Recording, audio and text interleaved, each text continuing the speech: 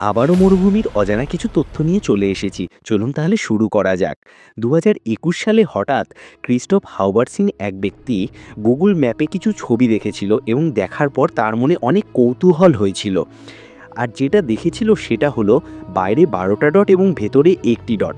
আশ্চর্যজনক হচ্ছে এই রকম প্রায় ৮টি ছিল, যা হুবাহু একরকম দেখতে, যেগুলি প্রায় ৪২০ মিটার দূরে দূরে অবস্থিত। ১ মিটার এদিক বা ওদিক নেই।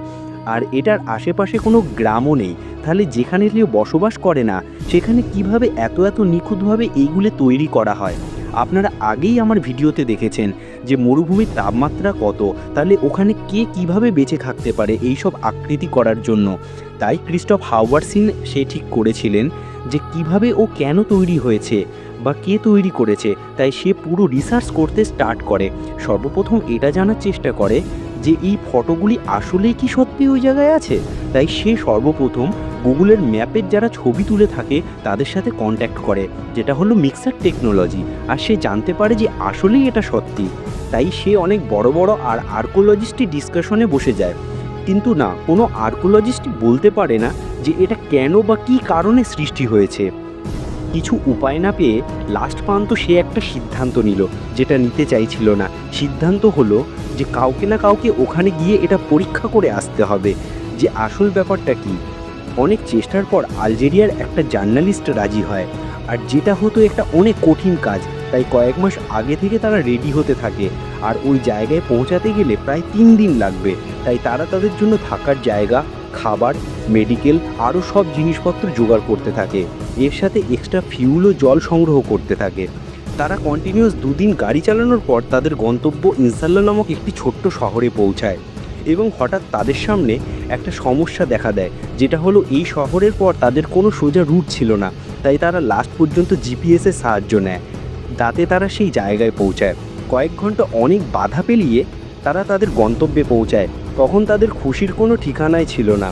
স্যাটেলাইট থেকে দেখে যেগুলোই ছোট্ট ছোট্ট ছিদ্র মতো দেখা যাচ্ছিল, সেগুলি আসলে ৩ থেকে ৪ মিটারে বড় বড় গর্ত।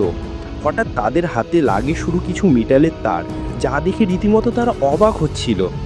লাস্টে তারা দেখতে পেল যে এই গর্তগুলি ডাইনামিট দিয়ে তৈরি করা হয়েছিল।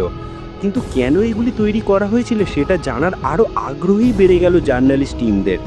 তাই তারা আবারও ফিরে আসে ওই ইনসাল্লা নামক শহরে, যাতে ওর সম্বন্ধে কিছু জানতে পারে। আর হয়ও এমন, ওইখানে একটা পুলিশ কর্মী তাদের নিয়ে যায় তার বাবার কাছে। তার বাবাও ছিল একজন পুলিশ, এবং সে জানায় যে ১৯৫৮ সালে সে যখন ছোট ছিল, তখন একটা কোম্পানি কতগুলো লোক গর্ত খোঁড়ার কাজ করেছিল। তারা নিজেদের গাড়িতে এসেছিল এবং কয়েক মাস পর আবার পুনরায় ফিরে চলে গিয়েছিল। আর তার অনেক বয়স হওয়ার কারণে সেই কোম্পানির নাম মনে করতে পারছিল না। প্রায় ১ ঘন্টার পর সে ওই কোম্পানির নামটা মনে করতে পারে, যার নাম ছিল ক্রেপস। এই ক্রেপস ছিলেন একটি ফ্রান্স কোম্পানি, যারা ১৯৫০ থেকে ১৯৬০ সাল পর্যন্ত যাদের এই সাহারা মরুভূমিতে খনিজ তেল খোঁজার জন্য কন্ট্যাক্ট দেওয়া হয়েছিল। এই সব জানার পর সমস্ত রকম রহস্য থেকে পর্দা ফাঁস হয়ে গেল। এটাও একটা সিম্পল সার্ভে ছিল। আগে তখন এখানকার মতন টেকনোলজি ছিল না, সেই জন্য এই ডায়নামাইট দিয়ে দেখতো যে ওই জায়গায় খনিজ তেল আছে কি নেই। তো তাহলে বন্ধুরা, লাস্ট পর্যন্ত আমাদের অজানা তথ্যটা জানা হয়ে গেল।